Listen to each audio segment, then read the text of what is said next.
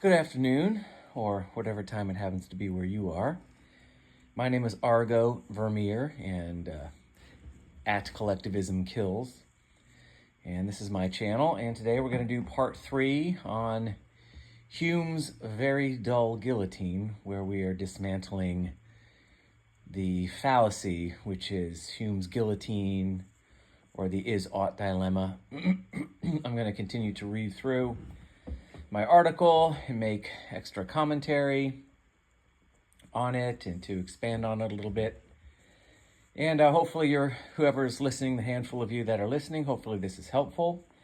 I don't know any other channels necessarily anywhere that I can find that are focusing specifically on the metaphysics, meaning the either explicit or implicit assumptions made about the nature of man and reality and God, if necessary, with respect to ideas, ideologies, philosophies, schools of thought, religions, doctrines, etc. That's kind of my thing. Is all of these things I like to examine for their implicit metaphysical assumptions, because that's where the truth is. That's where the real argument is made. That's where you find out whether or not these ideas and ideologies and institutions and philosophies and assertions, all these things, that's where you can discover whether or not they are rational or irrational, whether they are true or lie, whether they're going to prove effective and efficacious and bring life and prosperity to humankind, or whether they will inevitably result in chaos, collapse, and destruction to some extent or another, depending on the scale of the idea, institution, etc. So when I heard about Hume's Law, or Hume's guillotine, the is-ought dilemma, well, of course, my initial reaction is that sounds interesting. It sounds like they're trying to bifurcate. Maybe that's not the right word. It sounds like somebody, or it sounds like David Hume is trying to somehow eradicate the inexorable and inevitable corollary relationship between epistemology and ethics. That somehow you can have an objective epistemology, or you can objectively know something, but you can't objectively know, therefore, how you should act. So we act upon knowledge, right? So in other words, human beings, as conscious individuals, we possess knowledge, we possess truth, we possess beliefs, and therefore this is what drives our choices and actions. So the idea that we can have some kind of objective knowledge, but no objective way of applying it to validate that it is actually true, and therefore is actual knowledge, this seems to be a contradiction in terms. Well, in fact, it is a contradiction in terms. Without any application of knowledge, knowledge cannot be verified as being meaningful, as being true, and therefore knowledge is irrelevant. If you possess knowledge, but there is no application of it, there's no purpose to it, there's no relevancy of it, then that knowledge is, by definition, meaningless, and meaningless truth or meaningless knowledge is a contradiction. So that's a problem. The is-ought dilemma, or Hume's Law, Hume's guillotine, whatever you want to call it, is in effect a destruction of the corollary link between epistemology and ethics, and this doesn't rationally work. It doesn't rationally follow. You don't get a subjective ethic from an objective epistemology, or vice versa.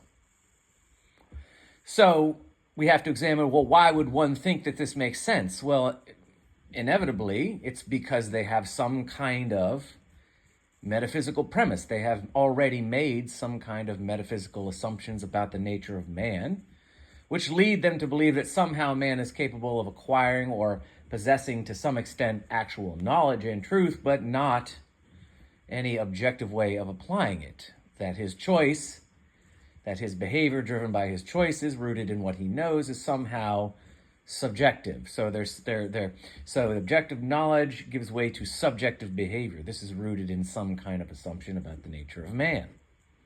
So we need to ask ourselves, what is this assumption? Well, the problem is, as is that most people that I have run into have not considered the metaphysics. They look at Hume's law, they look at this argument, and it makes sense to them. You don't get an ought from an is. Reality doesn't care what you do with the truth that it dictates to you. And therefore, see, you have your first hint of a metaphysical problem. You see, for Hume's law, quote unquote, quotes around the word, scare quotes around the word law. Excuse me. Sorry for my voice. For Hume's law to work, well, the metaphysical implicit assumption is that truth is dictated to man from outside of him. So in this sense, man can acquire truth because it's dictated to him by the objective reality that he perceives. But see, man's consciousness, the root of his will, well, that's part of man qua man, and you see that comes from within man. And that is subjective. So while man does have access on some level to the truth because it is outside of him and dictated to him, his choices, his behaviors, or his behaviors as a function of his choices, are ineluctably subjective because they are a function of him, himself. So man qua man is the source of choice and therefore of behavior. And this is subjective, you see? So man acts, wills, chooses from the according to his intrinsic conscious self, but that, metaphysically speaking, is an illusion. It's not real. But somehow man can possess an objective truth because that is dictated to him from outside himself. There is an objective truth, an objective reality out there that dictates itself into man. And therefore man can claim to have this objective knowledge that he has been enlightened to some extent. But he can't act according to it. So do you see how this works? The metaphysical assumption is that man isn't actually himself. He's an illusion. Reality is outside of him. Perception is the means by which man acquires knowledge, and all perception is just the conveyance of the dictated truth from outside man into him. But once it's in him, there's nothing he can objectively do with it because he himself is not actually real. So these are these fundamental metaphysical determinist assumptions which underwrite something like Hume's law. And these metaphysics are collectivist metaphysics. There's two kinds of metaphysics. There's collectivist metaphysics and individualist metaphysics. Collectivist metaphysics are simple. Man is never himself. You yourself are always a direct function from something outside of you, meaning you, qua you, your conscious singular frame of reference, your conceptualizing self, is always a function of something absolutely and entirely outside of you, which makes you qua you nothing more than an expression of something else, some other metaphysical primary. So you and yourself aren't really real. You are just a manifestation or a projection of something outside of you. This is the root of collectivist metaphysics. So it can be the laws of nature. Your consciousness, you see, is not actually a singular epistemological frame of reference. No, it's a function of the laws of nature, of the mathematical universe, of biological evolution, of whatever's going on with the neurons. However your neurons and your brain chemistry works, and your brain works in a certain way, and alakazam, poof, it gives rise to this illusion of this singular conscious frame of reference. Or it can be you yourself are an absolute function of God. God has created you entirely from nothing or from himself. If you want to get more pedantic about it, a little bit more pedestrian, a little less esoteric perhaps, you could say you're a function of your race. The white race, the black race, the master race, or something like that. All you are is an expression of your racial identity. Could be your class identity. You have the working class, So you have the proletariat, capital P. Everybody, your identity is wrapped up in your class distinction. So if you are a member of the working class, you are in the right collective. If you are not, then you are in the wrong collective, and you must be coerced into the collective identity of the working class, or you must be eliminated, and vice versa. Could be the communists are the bad group and the capitalists are the good group. So, in other words, there's this collective identity that you own, as in that the sum and substance of your existence is really found in this collective identity, this collective metaphysical primary, this thing that created you outside of you, that this thing of which you are actually merely an expression. So your sense of self is an illusion. Your real existential identity is really a function of this collectivist metaphysical primary that has created you entirely out of itself. So whether it's God, whether it's the laws of nature, whether it's the race, whether it's the class, doesn't matter. And this is where we get Hume's law. So this is kind of why we can see that there is some, at least in implicit claim to the idea, at least that you can certainly infer from Hume's law, that somehow objective truth is like epistemologically man has access to objective truth, but the ethics are always subjective. So man can have access to this objective truth in some sense because it's dictated to him from outside himself, but because he himself is that from which his will is a function and he is subjective, everything he does will always be subjective. So however you apply the truth will entirely be subjective. There's no objective application. There's no objective ethics. Ergo, there's no objective morality, and even the law is simply an expression of the power of the state. At any rate, this is how we can sort of, by examining the metaphysics, we can see why there's this disruption inherent in Hume's law of the corollary relationship between epistemology and ethics. I've said it before and I've said it again. Examine the metaphysics and there you will find the truth. If you want to know whether or not Hume's law is the truth or a lie, you have to examine the metaphysics. The metaphysics will tell you, because the metaphysics are where everything starts. The metaphysical primary, what is man? What is man? That's the question you have to answer. Is man himself, or is man merely an expression of some collectivist metaphysical primary, some collective ideal, capital I? What is man? From that you get, okay, what does man know? How does man apprehend the truth? What is knowledge then? What is truth? So we answer, what is man? Then we go, okay, what is the truth that he knows? Ethics is, how, therefore, shall he then apply what he knows? That's ethics. From ethics, we go, how shall man, therefore, now he knows how to act in service to the truth, how shall he interact with his fellow man? That's politics. And then aesthetics is simply the expression, the reflection back into the world, into the environment, all of your metaphysical, epistemological, ethical, and political premises or assumptions.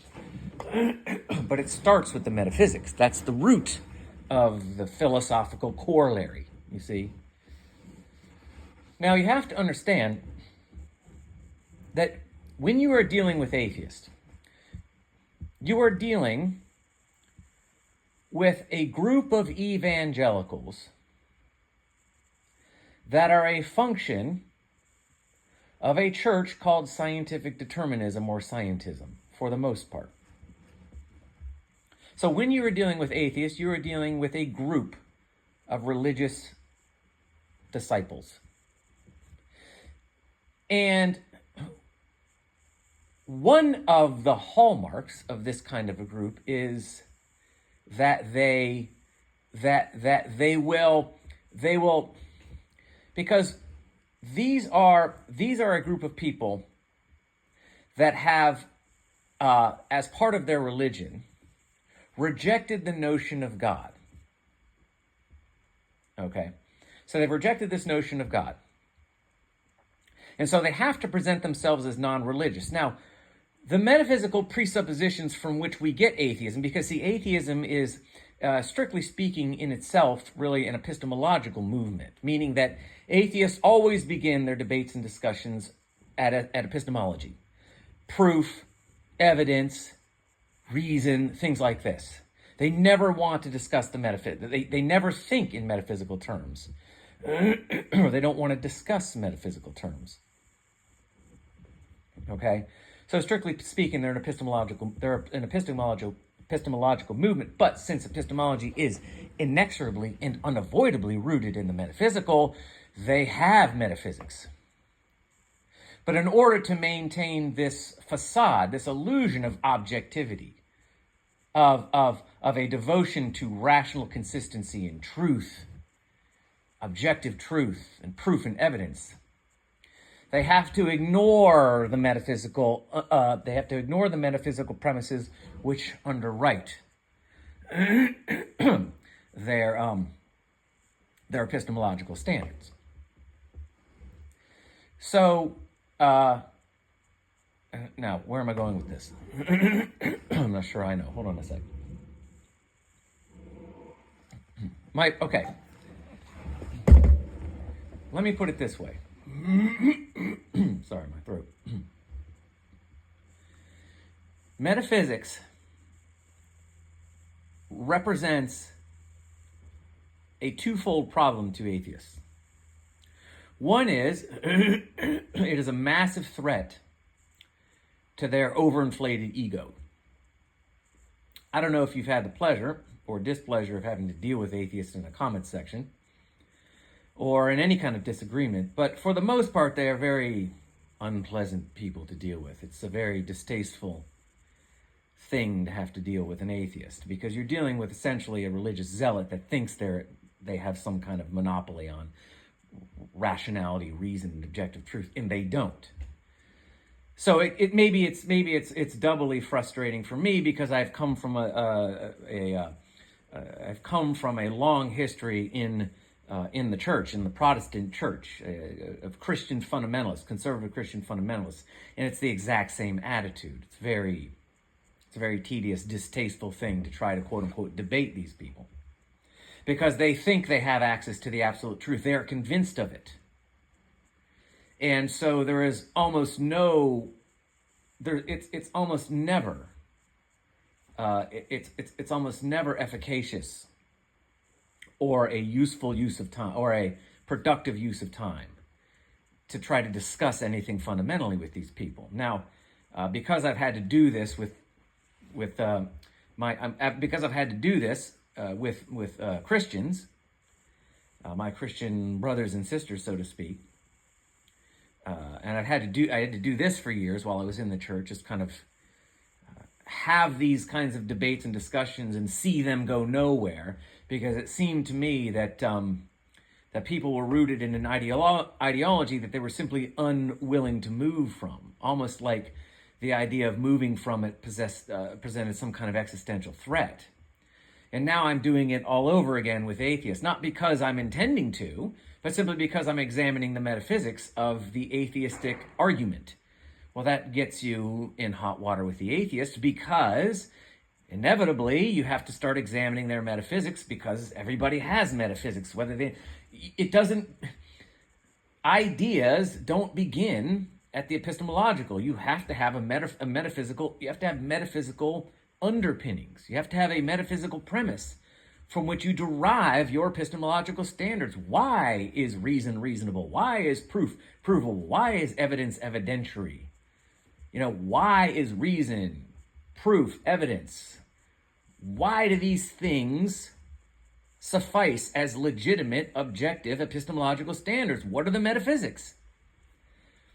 So, but because atheism is a movement that pretends that it doesn't have a God, and so because atheism fancies themselves a strictly epistemological movement rooted in the idea that they alone possess objective truth because they're scientifically minded or whatever, to talk the metaphysics, they don't know much about their metaphysics, because there's two things. They either have examined them and understand that their metaphysics are entirely tedious and untenable, Or they haven't examined them at all and don't really know what it is they fundamentally believe. They don't understand that they have some metaphysical assumptions which underwrite their epistemology. They don't understand this. So when you try to get in a metaphysical discussion with them, they get all butthurt and out of shape because they think you're moving the goalpost, but you're not. You're simply trying to get them to explain to you how it is their epistemological standards, what constitutes reason and evidence, is actually a rational epistemological standard. That's a perfectly acceptable thing to do. If you are going to disagree with somebody's view on God, on belief in God, then that's a metaphysical argument.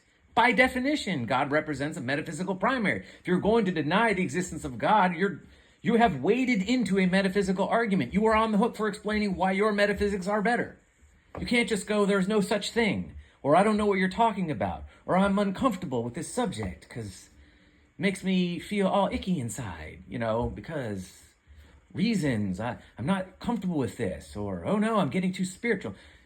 Sorry, you're on the hook for explaining your metaphysics. It's not moving the goalpost. It's just putting the goals where they should be in the first place. So there's two things. So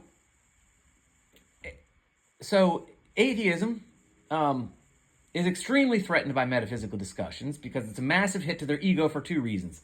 Because one, they understand that their own metaphysical assumptions, which are almost inevitably rooted in some kind of scientific determinist twaddle, some scientific determinist pap, where we're all just functions and expressions of the mathematical universe and the laws of nature, which are metaphysics that are entirely rationally indefensible. So that's a threat. Or, let me see where I was going with this. Okay, so they're threatened by the idea that their own metaphysics are completely untenable and indefensible, or they don't understand the whole concept of metaphysics at all. So I think I had something else I was going to say on that, but I don't exactly remember where I was going. But at any rate, so I think,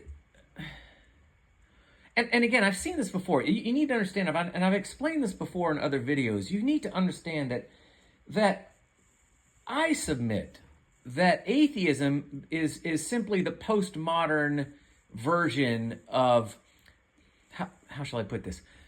Atheism is simply the inevitable conclusion of Christian metaphysics in the West.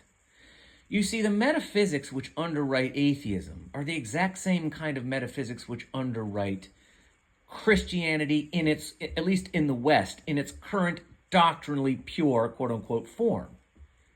Both are functions of fundamentally Gnostic metaphysics, Gnostic collectivist metaphysics.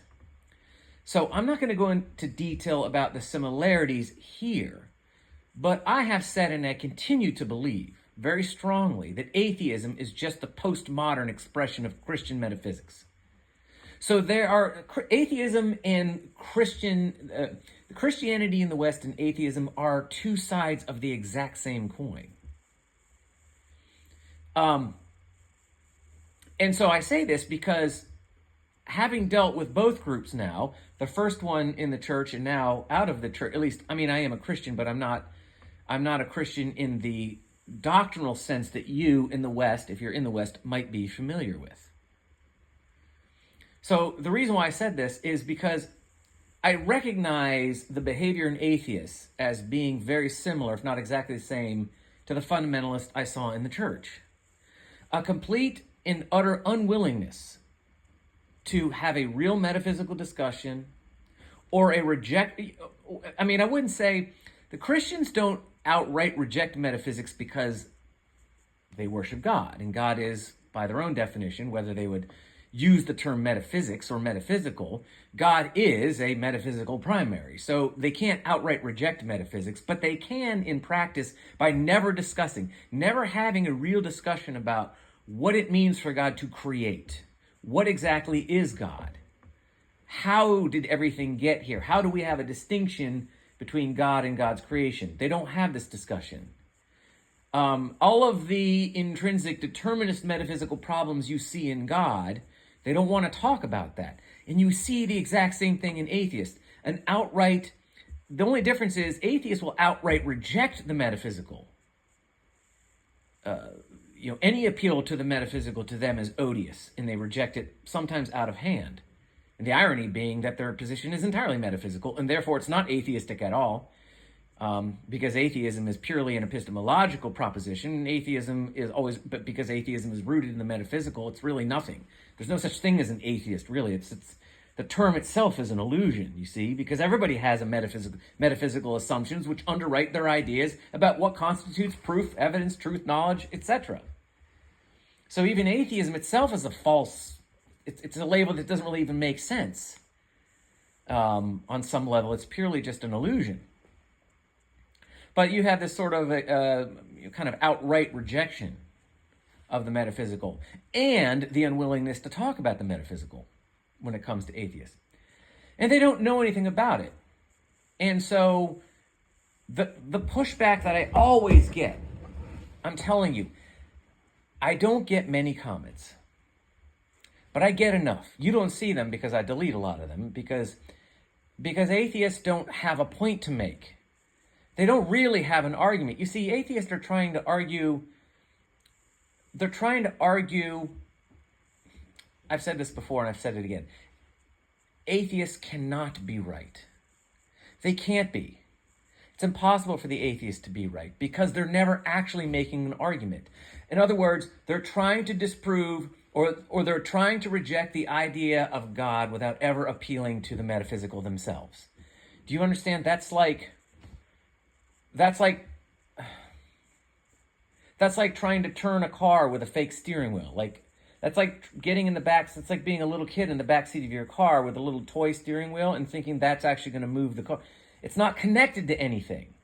You're not actually doing anything. So atheists can't win the argument they pretend to have with people because they're never actually making that argument, because they're rejecting the very place where that argument happens, which is the metaphysical. So they can't be right. All of their comments are therefore always wrong when they're trying to criticize somebody making a metaphysical argument like me. I'm not saying atheists necessarily need to be wrong, but they are wrong when they comment in the capacity of atheism and atheistic thinking. They are insufficient for the argument they pretend to have. For the argument they want to have. They are insufficient for that argument. So they're unable to be right.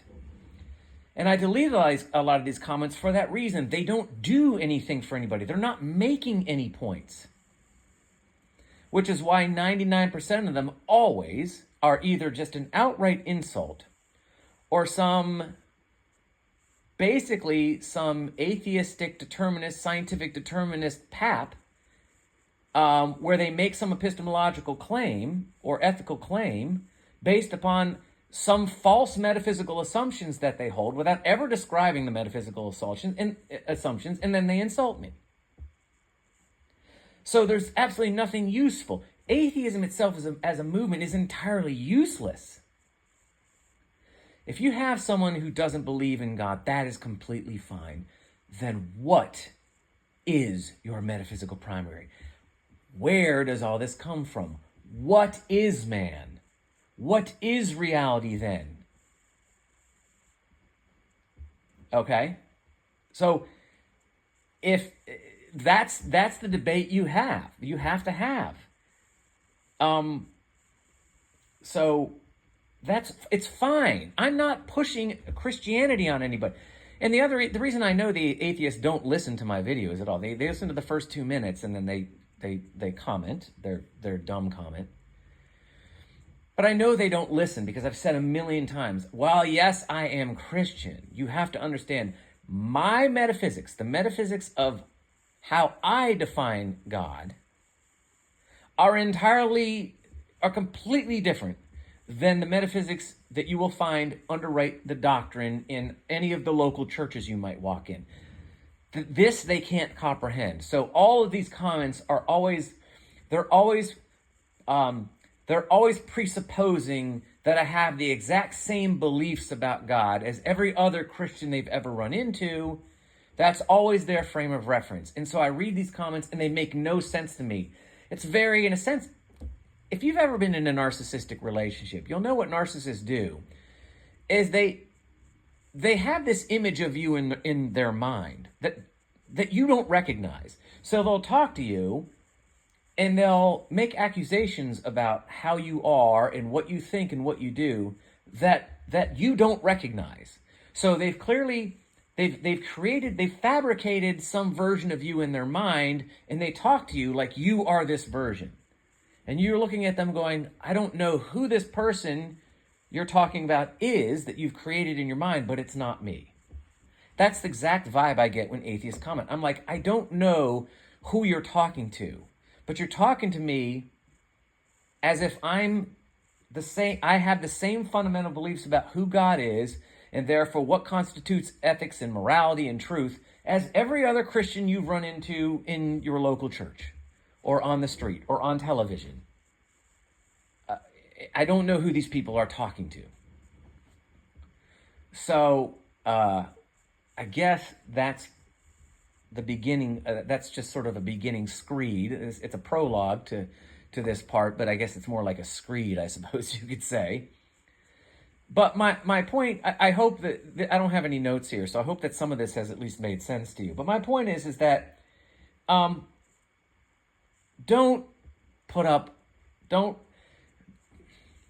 whenever you're dealing with an atheist, just understand you need to be extremely suspicious and extremely dubious. Because no matter how good the argument might sound, no matter how good their rationale may be, no matter how they might appeal to how you, to why you don't get an ought from an is, or why God is a ridiculous notion, and it's all very believable. It's all very well, like their arguments are very well formulated. As I said in the last video, the whole, I understand why people fall for nonsense like the is-ought dilemma. I get it, you know. But you understand that if somebody is coming at you as someone who doesn't believe in God or calls themselves an atheist, I'm not saying you don't listen to them. I'm not saying don't give them the time of day. I'm saying you need to understand that you should be very suspicious of anybody who rejects something based on reason and evidence, but is never willing, because they either don't know or don't want to talk about their own assumptions about the nature of reality. If not God, then what? If the answer is nothing, you need to be very suspicious. There is no such thing as a metaphysic. It's all physical. That's a metaphysical assumption, because that says a lot about what? Consciousness, truth, ethics, legality, morality, truth, reason, knowledge. If there is consciousness, if there's no such thing as the metaphysical, it's all physical. Well, that in and of itself is an implicit metaphysical argument. And there's a lot of questions you can ask. So before you agree with them, oh, it makes sense, everything's physical, everything is just, if we can't sense it, then it's not real. Okay, but there's a lot of questions you can ask. Don't just nod your head and go, oh, sounds good. No. There's a lot of questions that you need to ask that they are on the hook for answering. And if at any time they shrug their shoulders, like so many Christians in the church I went to did before me, and go, I don't know, or worse, they call you a fool or insult you, and how dare you don't listen to my truth, and you're just a zealot, and you're just a non-believer, whatever. So be very suspicious, be very dubious, and make sure you ask questions. So anybody that either rejects metaphysics outright or won't talk about them is someone you need to be very suspicious of. And atheists are all like this. So what I'm saying is be very careful with this when you are, be very careful not to just concede their arguments no matter how well sounding or well formulated they may be. There's always questions you can ask. The only way to deal with an atheist is on the level of the metaphysics. They are on the hook for explaining either why they don't have them or what they are. If they appeal to the laws of nature, to the mathematical universe, the laws of physics, question. Because I promise you, all you will need to do is question them for about 2 to 5 minutes, and you will inevitably find that they have painted themselves into a corner of contradiction. It's happened in the church I was in, or the churches I was in, and it happens with atheists all the time. Okay? So, be dubious. Be suspicious. Ask questions. Be critical. I don't care what their IQ. I don't care who's spinning this atheistic argument. Ask questions. Get it to the level of the metaphysics. And I suspect that once you do that, the conversation will be over very quick, because these people aren't prepared to have these discussions, because their metaphysics, look, the fact of the matter is atheism is rooted in determinist metaphysics all over the fucking place. It's all determinist, it's all mystical, determinist, Gnostic, twaddle, up and down. The atheistic movement is a function of determinist, collectivist metaphysics, period, full stop, which means that they are full of shit. Their epistemology is full of shit, and their ethics are full of shit, and they will bend over backwards and do all kinds of mental gymnastics and philosophical twirling and twisting to try to get you to believe that, no, you're the problem. They actually have the answer as to what constitutes actually objective ethical behavior, because science tells us. These are people that, for whatever reason, don't like the idea of God. Fine, fair enough. Maybe you were hurt by the church. Maybe you saw the last 1,000 years of church history and got tired of the bloodshed and the mass murder and the war. I get it. Church history has been a wash of just moral atrocity and bloodshed and hypocrisy. I get it. So they're done with the church. But instead of going, maybe the church has bad metaphysics, maybe the doctrine is the problem. No, they'll go, well, let's see. What's the opposite of the church? Oh, science. From now on, it's only science for me. From now on, it's just science. I'm just going to believe in science and objective reality and reason and evidence and proof. It's all going to be science. It's science this and science that and science. Science is the answer. We're going to get away from all the religious mystic nonsense, and we're just going to be scientifically minded, and that will fix all of our problems. But the problem is, you see, that it doesn't. Because science is merely a methodology. Science itself begins only after real science can only happen after you have decided that, yes, the observer exists. The conscious observer is, in fact, objectively real. He is the one doing the science, and he, therefore, cannot be a function of whatever he observes. He can't be a function of the quote-unquote scientific laws of nature that he observes, because that makes the observer a function of what he's observing. That's impossible. Science only can happen, really, once we have accepted that the conscious observer is himself qua himself, and is not a function of that which he observes. That's the only place any real science can happen. Science is entirely an epistemological proposition. It's not even a fundamental one. It's a methodology. It's related to epistemology, but it's not even a root epistemological premise, and it's certainly not a primary. So what ends up happening is science doesn't have any metaphysics, because that's not what it is. So in order to live your life according to science, science has to become a philosophy, so science has to make one up. Science has to smuggle in or invent some kind of metaphysics, some kind of root metaphysical premises and primary, root metaphysical thesis, you see. They have to make it up. So in other words, to give their scientific truth any real backbone, they have to invent a metaphysical primary. They have to invent a God. And that's where you need to get them. There is no science, period, full stop, beginning and end, alpha and omega. That's not what science is. Science is not a philosophy. So in order for people who reject God, they're looking for a new philosophy.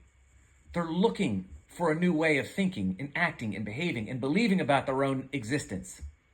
They turn to science, but science doesn't have those answers because that's not what it does. So they make it up. or they find it somewhere and smuggle it in.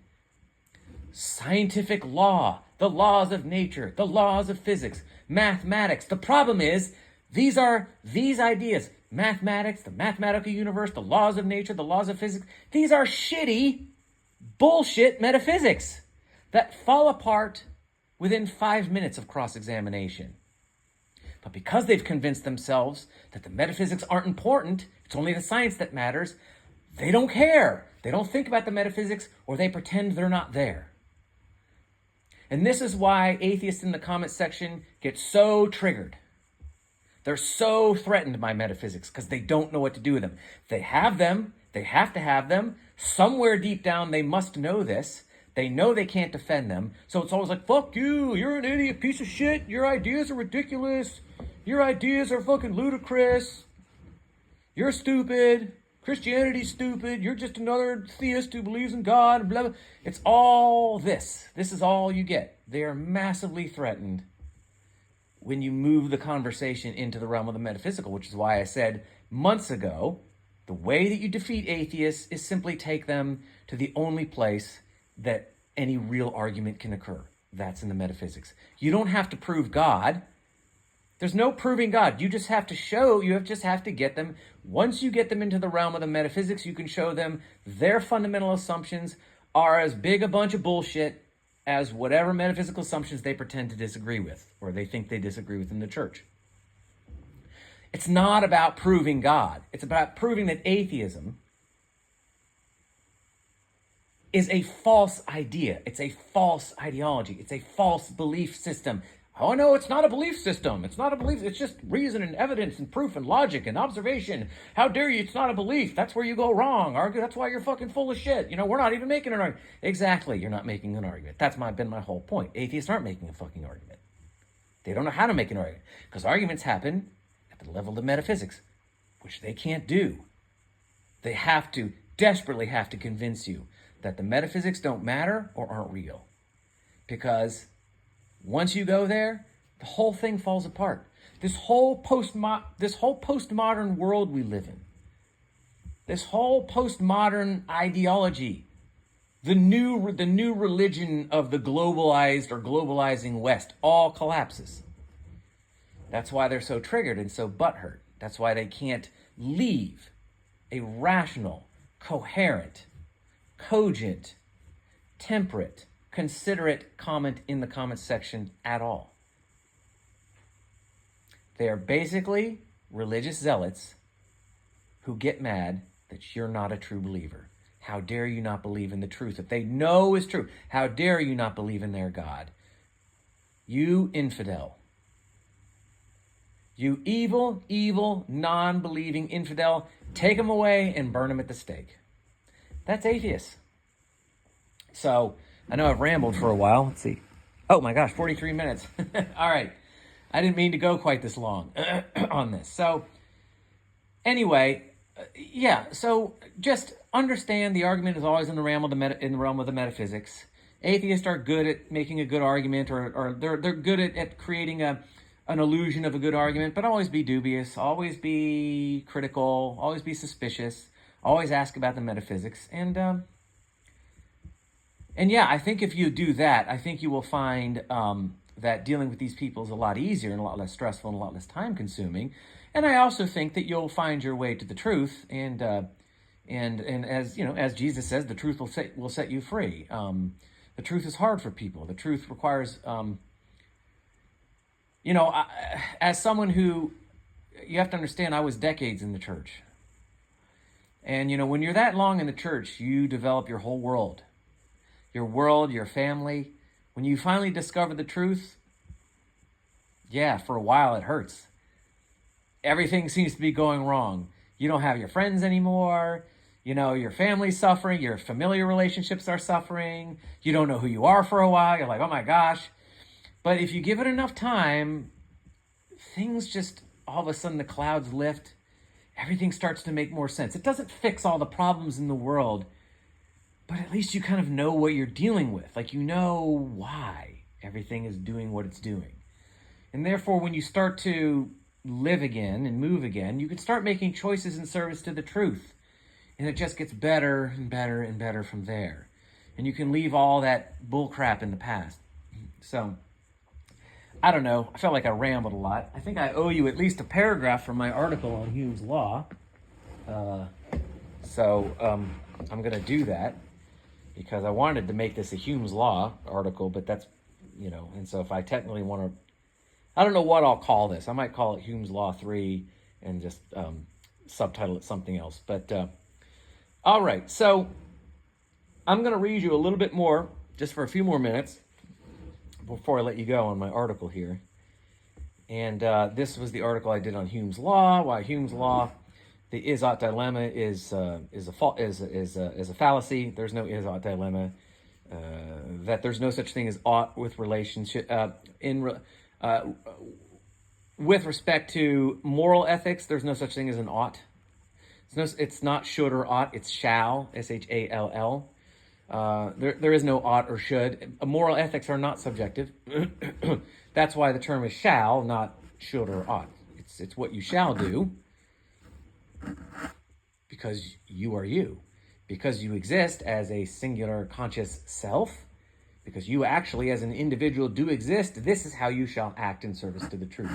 That's morality. These are the choices you shall make, or you shall reap the negative moral consequence, which is unpleasant. So you will act according to how you shall act, because you will not want to act according to how you shall not, because you will reap consequence upon yourself that will be decidedly unpleasant.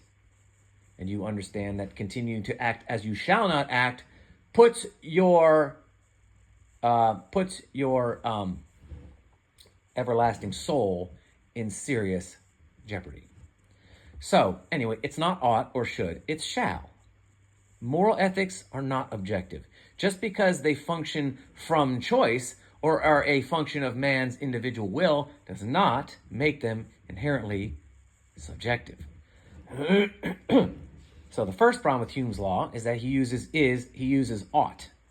Ought is not a rational, ethical term. Ought is subjective. We are dealing with objective ethics. We are dealing with objective morality.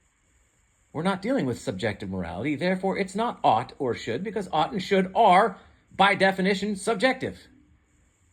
We are talking about objective ethics. If you are interested in dismantling objective ethics, then you should understand, well, objective ethics, therefore, would never imply a should or an ought. So what you're doing by saying it this way, is ought, is you are automatically presuming that moral ethics are by nature subjective. That's a false presumption. That's called begging the question. The is-ought dilemma is, in fact, a simply begging of the question. Making a statement to be true and then proving why it's true. It's nonsense. It's shall. Moral ethics are, morality deals with the shall, not the is and not. Okay. So here's my response to the assertion that objective morality is impossible due to the ethical is-ought dichotomy. That there is no such thing as objective morality, that there cannot exist objectively good and bad volitional actions, is an assertion which contains many rational errors, and all of them rooted in the following presumptive premise, implicit to Hume's law, that observation is at root passive, meaning that truth, and therefore by extension knowledge, is in essence purely a description of reality which is entirely dictated to the observer from outside himself. Do you remember what I said early on in this video? Or this audio upload, as I call them? Didn't I say this? I recognized, and you most likely did too, if you've been thinking about these things, that the is-ought dilemma, quote unquote, presumes, as I said before, can only be true, can only be presumed to be true if, or Hume's law can only be presumed to be true if we assume that truth or objective reality is dictated to man entirely from outside himself. So we can say, it doesn't matter what we choose to do or how we behave as a function of our will. Reality doesn't care. Objective reality doesn't change. Reality will always be reality no matter what we will or choose. That's the implicit metaphysical sum. That's the most obvious. That's the topmost metaphysical premise. There's more to it, but that's the first one you see is, oh, Well, if it doesn't matter what I choose or how I act, the ball is still the ball. Reality is still reality. Then reality is a function, so reality is something that is entirely outside of myself, or outside of that from which my will is a function, from which my choices operate. That's the metaphysical presupposition. Reality is entirely outside of man qua man. And your truth, the knowledge that that ball is the ball, is dictated to you from outside yourself. That's the first and foremost metaphysical assumption implicit to Hume's law. That metaphysical assumption is false. It sounds good. Well, reality doesn't change. Reality can't go away. Reality's gonna, whether I'm alive before I was born and after I die, reality will still be here. Sounds good. It's a lie, because it's rooted in metaphysics that are untenable. I'm telling you, this is a function of collectivist metaphysics, and collectivist metaphysics are rationally incoherent. They just are. Again, which is why atheists never want to argue them. Because I suspect, because the dumb atheists just ignore them and don't understand them, and the smart atheists understand that that's where their entire perspective falls apart, so they don't want to go there. Yeah, you have dumb atheists and smart ones, and then you have a whole host of people that are somewhere in the middle. Apparently the ones that come into the comments section are the dumb ones. That come into my comments section, they're the stupid ones. Apparently that's the ones I get in the comments section. I seem to never get the real smart ones, but maybe the smart ones stay away because they know. Anyway, so, all right. So the metaphysical premise is that reality is entirely dictated to man outside of himself. Therefore, there is no you qua you. You are subjective. Your existence is a blip. You blip in and out of existence. You are tertiary. You are subjective. You don't matter. Truth and reality is dictated to you from outside yourself. This is the premise I submit, which has ushered in the demise of every argument heretofore attempting to debunk Hume's law. Because we agree with this, because it sounds good. So anybody that tries to debunk Hume's law is automatically met with this argument, and they go, you know what, you're right. You're right. I know that reality is still reality, whether I'm alive or dead, and no matter what I choose, it doesn't change that the ball is the ball. This is just a truth that's beyond me. The ball will still be the ball no matter what I do, no matter what I think, no matter what I choose. It was the ball before I was born. It'll be the ball after I died. It's going to be the ball no matter what I do. Reality is just real. It sounds good. And so every argument falls apart because we can see that makes sense. Oh my God, it's a guillotine.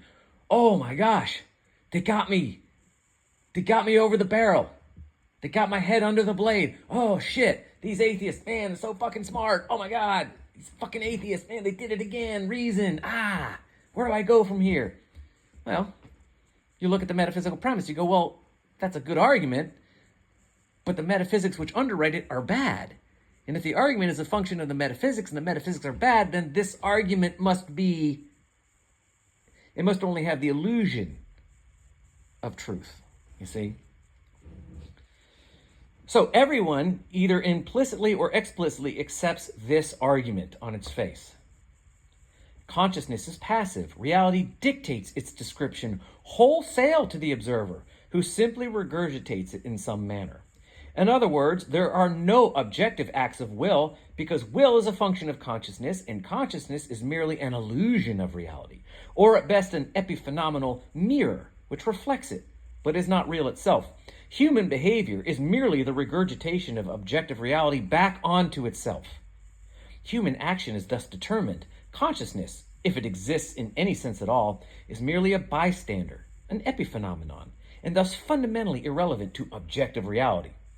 Even Christian doctrine, the place where some of the most ardent defense of objective morality stems, ultimately concedes that truth, and thus knowledge, and thus the volitional application of knowledge, is strictly the purview of God, and that even if it were possible for men to commit moral acts, they must ineluctably be infinitely inferior in morality to God's acts, rendering them only relatively moral, meaning only subjectively moral, and thus truly not moral at all. So in other words, even Christians, when you examine their metaphysics, which are false, the doctrinal, the church that you're familiar with in the West, holds metaphysics that holds to metaphysics that create a doctrinal lens, which with they smuggle in the Gnosticism that describes their faith. Christianity is not the problem. The doctrine is the problem, and the doctrine is rooted in the false metaphysics. I've said it before. Christianity, ever since it was synthesized with Rome, ever since Christianity became synthesized with the state, it became an attempt to synthesize or integrate Gnostic, Eastern, pagan metaphysics with Christian ethics. So Christianity, in its own metaphysics, offloads the idea that there can be any objective morality on man's part anyway, because man is a function of God. He also is a function of something outside himself. So even though Christianity will ardently attempt to defend the idea of objective morality, they don't understand morality. They confuse and conflate morality with God's law. Because it's God's law, it's moral. This is not the case. Law is legal ethics. Morality is moral ethics. Legality and morality are two completely different ethical assumptions, ethical premises.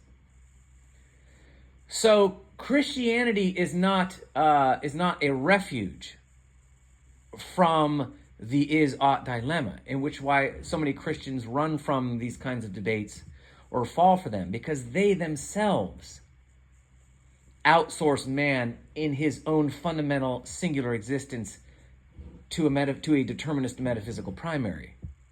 So man is no more. So man, from the Christian perspective, is no more capable of any objective morality than man in the atheistic or the Hume's Law. Where's I going with that? So man is no more capable of moral ethics, according to the metaphysics of Christianity that most Christians hold. He's no more capable of moral ethics than man, according to Hume's Law, is. You see, they're two sides of the same coin. So even though Christians will stamp their feet and go, oh, no, morality is real, God's morality, there is such a thing as good and evil, they don't understand. It's not morality they're talking about. They're talking about God's law. So when they say good and evil, it's really the do's and don'ts that God has dictated to man. That's not morality. That's legality. They look at the Ten Commandments as a list of rules. They don't understand. It's not a list of rules. These are moral commandments. In other words, these are things that you as an individual self, these are ways that you shall or shall not behave according to the truth of your own existence. Meaning, if you don't act according to how you shall act, you shall reap consequence on yourself. Not punishment from an authority called God, but the consequence of your own immoral actions, you see? And it's a very subtle difference that's lost on people. Moral consequence. So reaping a negative consequence from your immoral action is not punishment. You see, if I stick my hand under a running saw blade and get my hand cut off, that's not the saw didn't punish me. That is a negative consequence from my, well, do I want to say it more? That's not really a good example. If you break into your neighbor's house and they shoot you and cripple you, your neighbor didn't punish you. You reaped that consequence from your immoral behavior. It's not a punishment. That's nothing to do with legal ethics. You see?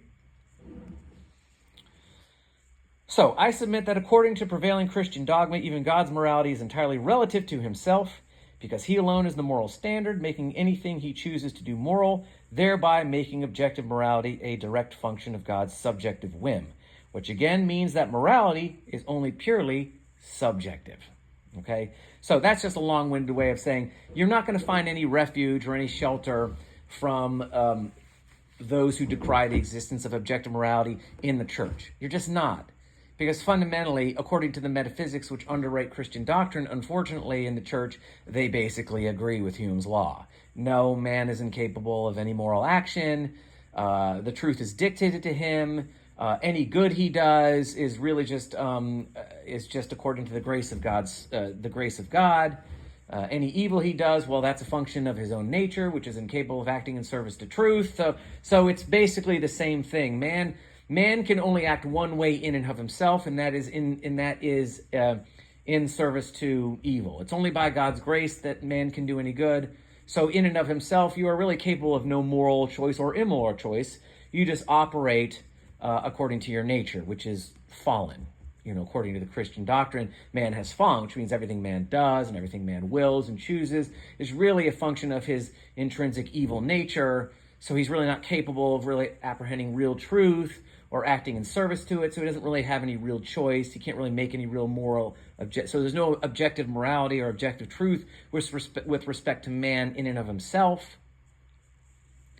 The only way he can have access to the truth and therefore objective behavior is by some kind of magical restoration. So God saves man and restores him, and it's by God's grace that man now has access to the truth, and it's by God's grace that man can act in service to the truth. But it's not really his nature, you see.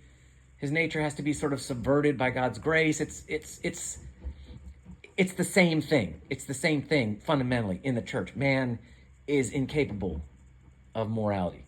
There's no such thing as objective morality with respect to man qua man, according to church metaphysics and church doctrine, in the same way that there isn't according to Hume's Law and the metaphysics which underwrite Hume's Law. So I know I've talked a little bit long. For me, it's about an hour. I hope that was helpful and interesting. I really just did this to get out of doing some chores I didn't feel like doing. So I hope that this was helpful, and I hope that you found this, I don't know, educational or whatever. But yeah, so anybody who's listening, thank you for listening. Please subscribe if you find this interesting or entertaining. Again, if you know of any platforms that these kinds of videos might find more traffic, maybe the algorithm would be more considerate of my content. I don't know. But yeah, so if you want to subscribe, that would be great. If you have any ideas for the channel, please continue to let me know. Otherwise, I will talk at you later. Take care. All right, bye.